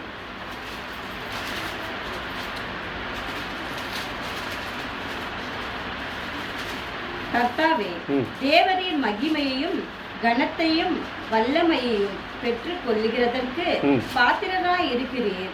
நீரே சகலத்தையும் சிருஷ்டித்தீர், உம்முடைய சித்தத்தினாலே அவைகள் உண்டாய் இருக்கிறவைகளும் சிருஷ்டிக்கப்பட்டவைகளுமாய் இருக்கிறது என்றார். அப்போ கனத்துக்கும் மகிமைக்கும் பாத்திரமா இருக்கிற தேவன் கனப்படுத்தி தான் நம்ம ஆகணும். எப்படி கனப்படுத்தணும் நம்ம பார்க்கலாம். கனப்படுத்தலைன்னா என்ன ஆகும்னு சொல்லிட்டு 1 சாமுவேல் 2:30. அங்கே என்ன சொல்கிறேன்னா, என்னை கனம் பண்ணுகிறவர்களை நான் கனம் பண்ணுவேன், என்னை அசட்டை பண்ணுகிறவர்களை கனவெனப்படுவார்கள். அதுதான் நம்ம ஆரம்பத்தில் பார்த்துருந்து. அப்போ ஆபிரகாமை ஏன் கனம் பண்ணார், லோத்தை ஏன் கனம் பண்ணார், மோசேவை ஏன் கனம் பண்ணார் பார்த்துட்டே வரும்போது, இப்போது இயேசு கிறிஸ்து ஏன் அந்த ஸ்திரீகளை கனம் பண்ணாருனாக்கா, அவங்க என்ன பண்ணாங்க, இயேசுவை கனம் பண்ணாங்க, தேவனை கனம் பண்ணாங்க, அதனால அவங்க கனப்படுத்தினாங்க. எல்லாரையும் கனப்படுத்திட மாட்டார். அதனால் யாத்திராகமம் 5:2 வருஷம் அங்கே ஒரு சம்பவம் நடக்கும்போது, அதான் மோசே போயிட்டு பார்வன்கிட்ட கேட்குறாரு இல்லையா, என் ஜனங்களை அனுப்பு, நான் ஆராதனை செய்ய போகணும்னு சொல்லிட்டு. பார்வன் என்ன பண்ணாரு, கடினம் பண்ண சொன்னார், ஆராதனை உன் தேவன் யார் அப்படின்னு சொல்லிட்டு கேட்குறவளுக்கெல்லாம் வாசிக்கு 5:2. அதற்கு பார்வோன், நான் இஸ்ரவேலை போகவிட கர்த்தரின் வார்த்தையை கேட்கிறதற்கு அவர் யார்? நான் கர்த்தரை அறியேன், நான் இஸ்ரவேலை போக விடுவதில்லை என்றார். அப்போ இருமாப்பான பதில் வருது. இப்போ இவ்வளோ எக்ஸ்பிளைன் பண்ணின்னு வர்றாரு மோசே, இருந்தாலும் கூட அவர் யார், அவருக்கு ஏன் நாம் வைக்கணும், ஏன் அவங்கள அனுப்பணும் அப்படின்னு சொல்லிட்டு அது தொடர்ந்து வந்துனே இருக்குது. அப்போ வரும்போது என்ன ஆகுது அப்படின்னு பார்த்தோன்னாக்கா, அந்த எகிப்தியர் வந்து அவங்கள பின்தொடர்ந்து வரும்போது, அப்போ அந்த கடைசியில் என்ன ஆகுது, செங்கடலில் வராங்க. செங்கடலில் வரும்போது என்ன பண்ணிடுறாரு, தேவனை கனம் பண்ண மரத்தை அந்த பார்வோனுடைய படை வந்து அங்கே சாவடிக்கிறது நம்ம பார்க்குறோம். அது யாத்திராகும் 14ஆம் அதிகாரம் 26 28 வருது. அது வாசிக்க வேண்டாம். சங்கீதம் 136:15 வருஷம். தேவனை கனம் பண்ண மறுத்தா தண்டனை கண்டிப்பாக இருக்கும். சங்கீதம் 136:15.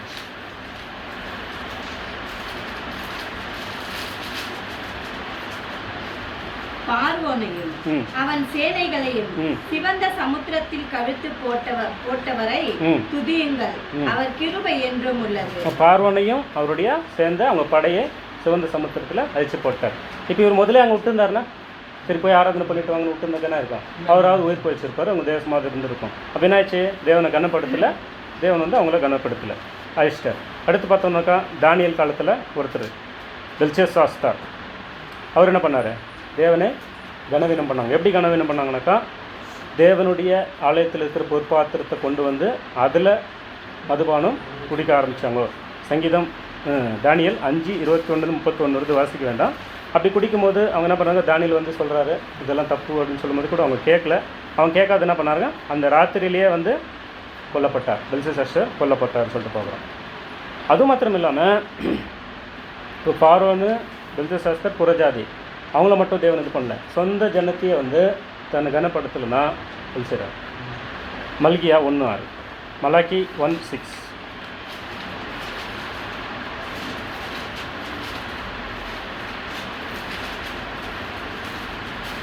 மல்கியா 1:6. குமாரன் தன் பிதாவையும் ஊழியக்காரன் தன் எஜமானையும் கனம் பண்ணுகிறார்களே, நான் பிதாவானால் என் கனம் எங்கே, நான் எஜமானானால் எனக்கு பயப்படும் பயம் எங்கே என்று சேனைகளின் கர்த்தர் தமது நாமத்தை அசட்டை பண்ணுகிற ஆசாரியர்களாகிய உங்களை கேட்கிறார். அதற்கு நீங்கள் உமது நாமத்தை எதினால அசட்டை பண்ணினோம் என்கிறீர்கள். யாரு? ஆசாரியர்கள். அவ்வளோ பெரிய ஸ்தானத்தில் இருக்கிறவங்க தேவனை கனப்படுத்த மாட்டேங்கிறாங்க. குமாரன் தன் பிதாவையும் ஊழியக்காரன் தன் எஜமானனையும் கனம் பண்ணுறாங்க. குமார் வந்து பிள்ளைகள் வந்து பெற்றோரை கனப்படுத்துகிறாங்க. ஸோ வேலைக்காரர் வந்து தன் எஜமான கனப்படுத்துகிறாரு, கனப்படுத்தி தான் ஆகணும். ஆனாலும் இவங்களுக்கெல்லாம் இது தெரியுது, நான் பிதான்றீங்க, பிதான்றீங்க, அப்போ எனக்கு கொடுக்க வேண்டிய கனம் எங்கே? அப்போ நான் ராஜானாக்கா எனக்கு கொடுக்க வேண்டிய பயம் எங்கே? ஒரு ராஜானா ஒரு பயபக்தி இருக்கணும் இல்லையா, அந்த பயபக்தி எங்கே? அதுவும் இல்லாமல் நான் எப்போ நீங்கள் அசட்டை பண்ணணும்னு கேள்வி வேறு கேட்குறாங்க. அதனால் அப்போ தேவன் வந்து அவங்களையும் சும்மா விட்டாரா? அவங்க தான் சொல்கிறார், நீங்கள் உதட்டளவில் மட்டுமே கனம் பண்ணுறீங்க, அது இருக்கக்கூடாதுன்னு சொல்லி. அப்போ இதே போல் தான் நமக்கு இன்றைக்கி கூட நிறைய நமக்குள்ளே வர கேள்வி என்னென்னாக்கா, நான் வாரம் சர்ச்சைக்கு போகிறேன் தானே, நான் எங்கே தேவனை அசட்டை பண்ணுறேன், தேவனை கனவன் பண்ணுறேன்னு இல்லை. நம்முடைய ஒரு விஷயத்திலும் தேவனை நம்ம கனப்படுத்த வேண்டியவர்களாக இருக்கிறோம். வெறும் உதட்டளவில் மாத்திரம் இருக்கக்கூடாது. மத்தேயு 15:8, மேத்யூ 15:8.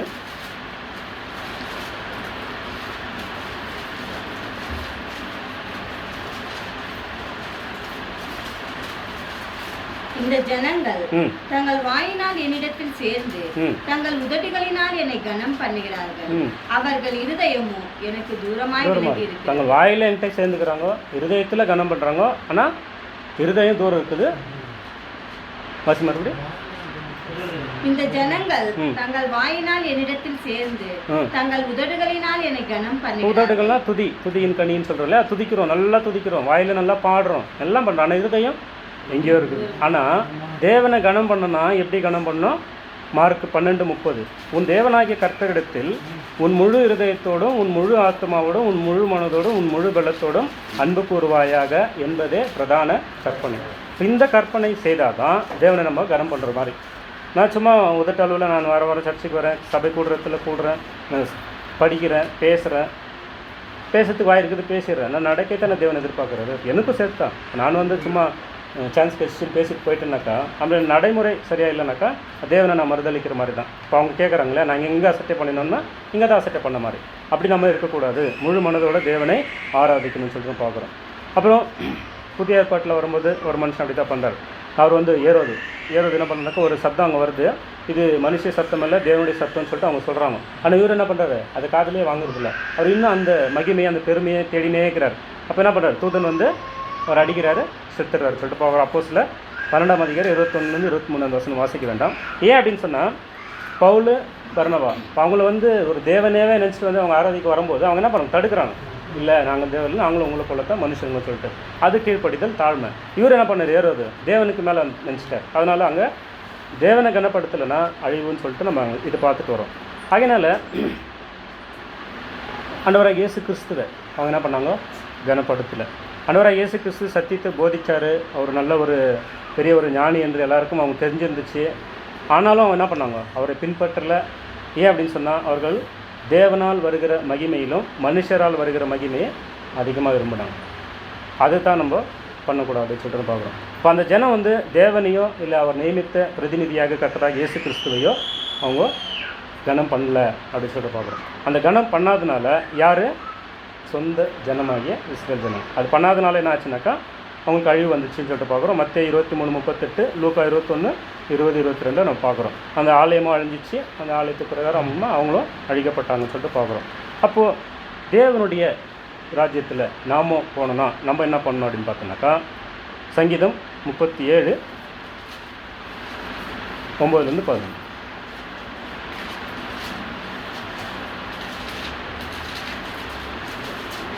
சங்கீதம் 37:9-14. பொல்லாதவர்கள் அறுப்புண்டு போவார்கள், கர்த்தருக்கு காத்திருக்கிறவர்களோ பூமியை சுதந்திரித்துக் கொள்ளுவார்கள். இன்னும் கொஞ்ச நேரம் தான், அப்பொழுது துன்மார்க்கன் இரான். அவன் சாணத்தையும் முற்று விசாரித்தாயானால் அவன் இல்லை. சாந்த குணம் உள்ளவர்கள் பூமியை சுதந்திரித்து மிகுந்த சமாதானத்தினால் மனமகிழ்ச்சியாய் இருப்பார்கள்.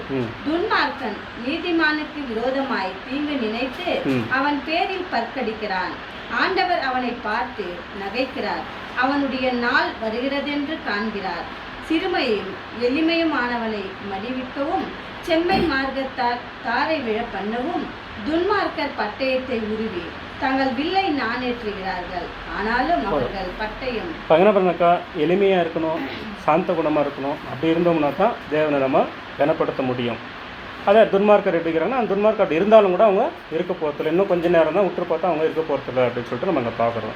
அதே வசனத்தை மத்தேயு 5:5 கர்த்தராகிய இயேசு கிறிஸ்து சொல்கிறாரு, சாந்த குணமுள்ளவர்கள் பாக்கியவான்கள். அப்போ சாந்த குணம் ரொம்ப முக்கியம் அப்படின்னு சொல்லிட்டு நம்ம பார்க்குறோம்.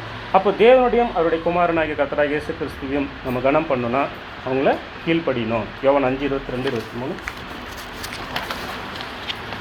John 5:22-23.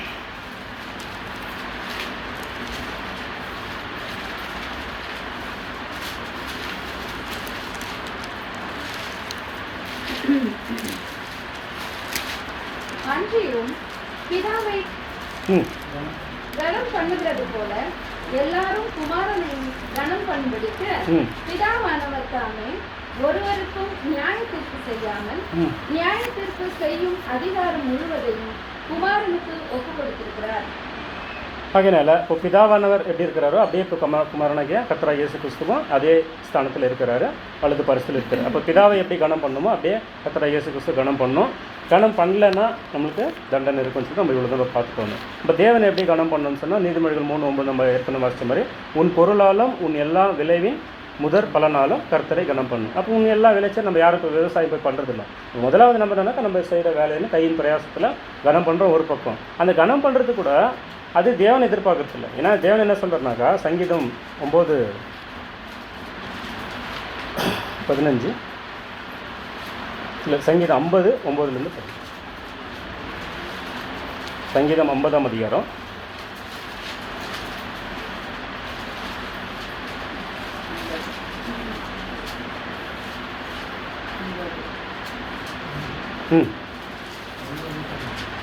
சங்கீதம் 50ஆம் அதிகாரம் 9லேருந்து.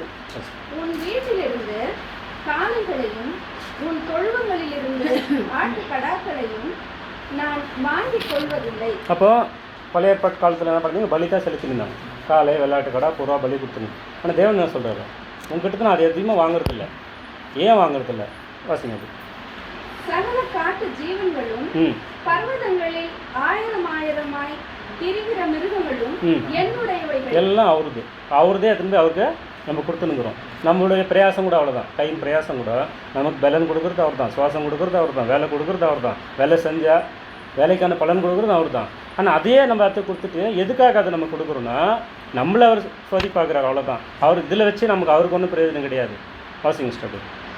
மலைகளில் உள்ள பறவைகளை எல்லாம் அறிவேன், வெளியில் நடமாடுகிறதை எல்லாம் என்னுடையவைகள். நான் பசியாய் இருந்தால் எனக்கு சொல்வேன், உனக்கு சொல்வேன், பூமியும் அது நிறைவும் என்னுடைய. அவருக்கு எங்கே பசி எடுக்க போகுது?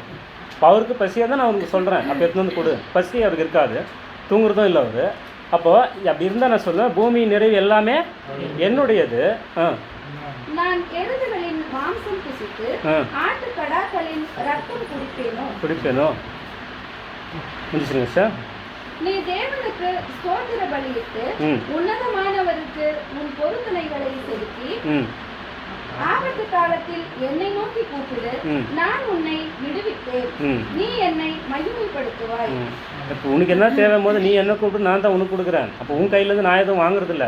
அப்படி வாங்குறது காப்போம் நம்ம கையின் பிரயாசத்தை. சில பேர் அப்படி தான், நான் தசம் பாகு கொடுத்துட்டு காணி கொடுத்துட்டு முடிஞ்சிச்சு. அது கிடையாது. தேவன்கிட்ட நம்மகிட்ட தேவன் நம்ம எதிர்பார்க்குறாருனாக்கா வெறும் கொடுக்குறது மாத்திரம் இல்லை, அதை பற்றி மட்டும் இல்லை. மீக 6:8 நமக்கு நல்லா தெரியும். மீக 6ஆம் அதிகாரம் 6லேருந்து 8 வசனம். முக்கியமாக தேவன் எதிர்பார்க்குறது கீழ்ப்படிதல். இந்த கீழ்ப்படிதல், அந்த கீழ்ப்படிதல் ஒருத்தருக்கு வந்துச்சுன்னா அப்போது கனம் பண்ண ஆரம்பிச்சிடும். அப்போ கனப்படுத்துதல் எங்கே வருதுன்னா கீழ்ப்படிதல், மரியாதை கொடுக்குறது, மற்றவங்களை மதிக்க கற்றுக்கிறது, மற்றவங்க பேசும்போது எதிர்த்து பேசாமல் இருந்து பொறுமையோட கேட்குறது, இதெல்லாம் தான் வந்து கனப்படுத்துறது. மீக 6ஆம் அதிகாரம் 6லேருந்து 8 வசனம் வாசிக்கலாம், முடிக்கலாம். மனுஷனே, நன்மை இன்னதென்று அவர் உனக்கு அறிவித்திருக்கிறார். நியாயம் செய்து இரக்கத்தை சிநேகித்து உன் தேவனுக்கு முன்பாக மனத்தாழ்மையாய் நடப்பதை அல்லாமல் வேறு எண்ணத்தை கர்த்தர் உன்னிடத்தில் கேட்கிறார். வேறு என்னதுக்கு? மனத்தாழ்மையாக இருக்கணும். அப்போ எல்லாமே நமக்கு சொல்லி கொடுத்துருக்கிறாரு. அதை வச்சு நம்ம மனத்தாழ்மையாக தேவன்கிட்ட மாத்திரம் இல்லை, தேவனுடைய பிள்ளைகள்கிட்ட கூட நம்ம மனத்தாழ்மையாக இருக்கணும்னு சொல்லி தான் பார்க்குறோம். ஆகையினால யோவான் 12:26 அப்படி இருக்கும்போது தேவன் கனம் பண்ணுவார். யோவான் 12:26, John 12:26.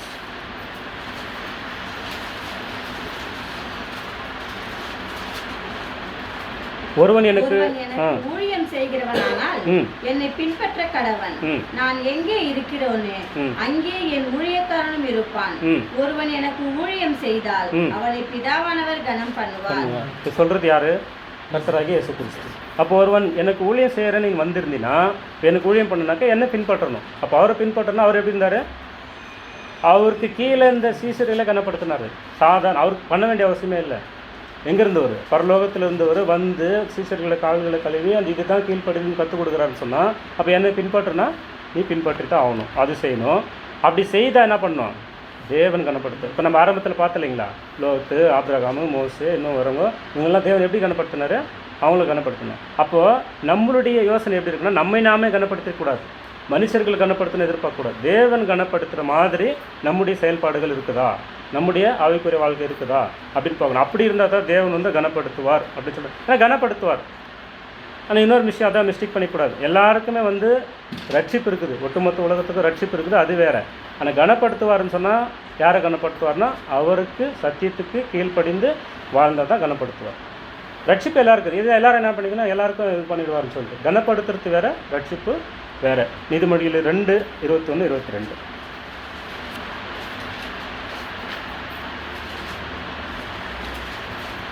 அவ்வாறு தேவனை கனம் பண்ணாதவர்கள் பூமியிலிருந்து அறுப்புண்டு போவார்கள். 2:21-22. செவ்வையானவர்கள் ம் பூமியிலே வாசம் பண்ணுவார்கள். ம் உத்தமர்கள் அதிலே தங்கி இருப்பார்கள். ம் துன்மார்க்கரோ பூமியிலிருந்து அறுப்புண்டு போவார்கள். ம் துரோகிகள் அதில் இராதபடிக்கு நிர்மூலமாக ஆவார்கள். ம் 22 ஆச்சா?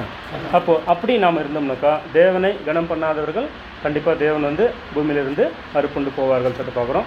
அதே சமயம் மறுபக்கத்தில் தேவனையும் அவருடைய குமாரனையும் கனம் பண்ணுகிறவர்களை, அவர்களுக்கு கீழ்ப்படுகிறவர்களை, நேர்மையானவர்கள் பூமியில் வாசம் பண்ணுவார்கள். அதான் டிஃப்ரெண்ட்டு நம்ம பார்க்குறோம். அதான் சொல்லுவோம், ரட்சிப்புக்கும் கனம் பண்ணுறதுக்கும் வித்தியாசம். தேவன் எல்லாருக்கும் ரட்சிப்பு கொடுக்குறாரு, ஏன்னா தேவனுடைய பிள்ளைகள் எல்லாரும் சொல்லிட்டு பார்க்குறோம். அதே சமயம் தேவன் நம்மளை கனப்படுத்தணும், அதுக்கு தகுந்த மாதிரி நம்முடைய வாழ்க்கை முறை இருக்கணும். ஆகையால் சகோதர சகோதரிகளை நாம் எப்படிப்பட்ட சிந்தனையில் இருக்கிறோம், எப்படிப்பட்ட ஓட்டத்தை நம்ம ஓடினுங்கிறோம், அது நமக்கு நாமே ஒரு கேள்வி வச்சுட்டு நாம் கடந்து செல்லலாம். தேவன் தாமே ஆசீர்வதிப்பாராக. வாய்ப்பளித்த இதான தேவனுக்கும் கர்த்தராகிய இயேசு கிறிஸ்துவுக்கும் பொறுமையோடு கேட்ட உங்கள் யாவருக்கும் சகோதரருக்கும் நன்றி தெரிவித்துக் கொள்கிறேன். வணக்கம்.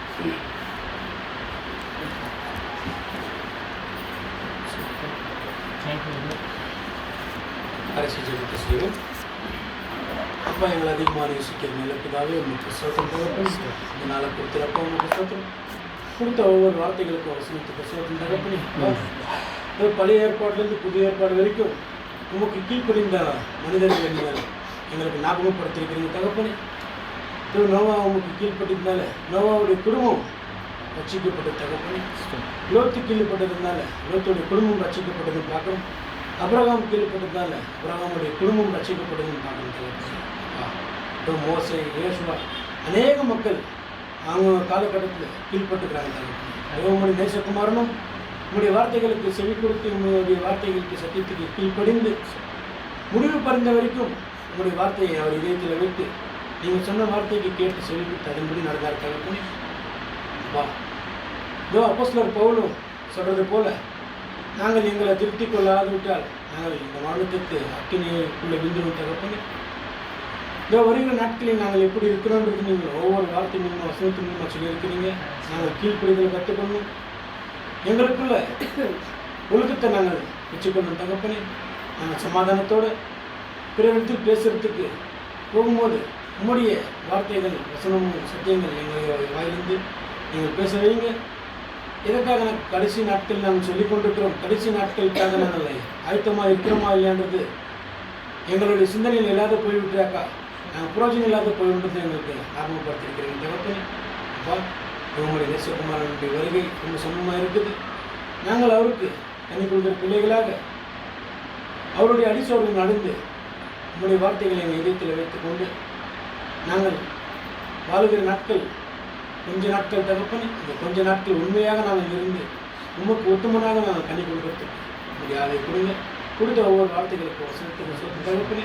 அந்த வார்த்தைகளின் வசனத்தை நாங்கள் கேட்டு விட்டு விடாதபடிக்கு அந்த இதயத்தில் நாங்கள் ஒவ்வொரு நாளும் சிந்தித்து கொண்டு பிள்ளைகளுக்கு சொல்லிக் கொடுக்க வேண்டும். பிள்ளைகளை நாங்கள் கடிந்து கொள்ளும் போது பிள்ளைகளுக்கு எரிச்சல் ஊட்டாத அளவுக்கு நீங்கள் கடிந்து கொள்ளுங்கன்னு சொல்லியிருக்கிறேன் தகப்பனே. அப்பா, எதற்காகனாக்கா இதோ பிள்ளைகள் சிறு பிள்ளைகளாக இருக்கும்போது சொன்னால் தான் அந்த வார்த்தைகள் புரியும். பெருசாகிட்டாக்கா அவங்களுக்கு அந்த வார்த்தைகள் நம்மளுடைய வார்த்தைகள் கேட்க மாட்டாங்கன்றது நாங்கள் கேட்டுவிட்டாங்க. அப்பா, நாங்கள் சிறு பிள்ளைகள் போல நாங்கள் இருந்த காலத்தில் நீங்கள் எங்களை அரவணைத்து உங்களுடைய சத்தியத்தை கொடுத்து எங்களை பலப்படுத்தி இந்த இடத்துல நிற்க வச்சதுக்காக நாங்கள் சோதனை. இன்னும் நாங்கள் அநேக மக்களுக்கு இந்த சத்தியத்தை சொல்லும்படிக்கு எங்கள் வாழ்க்கையில் நாங்கள் சொல்கிறது மாத்திரமல்ல, சொல்கிறபடி நாங்கள் வாழ்றதுக்கு உங்களுடைய ஆவியை கொடுத்து பலப்படுத்தி எங்களை பொறுப்பேற்று பாதுகாத்து முன்னெடுத்திட வேண்டும். எங்கள் மீட்பெரும் ரட்சகரும் உங்களுடைய குமாரமாகிய இயேசு கிறிஸ்து உன்னத நாமத்தில் ஜெபிக்க ஜீவனுள்ள இருக்கிறார். ஆமென்.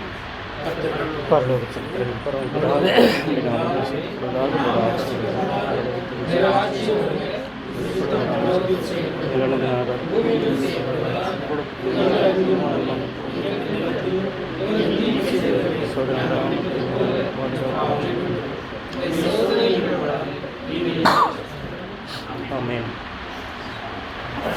Thank you. Thank you.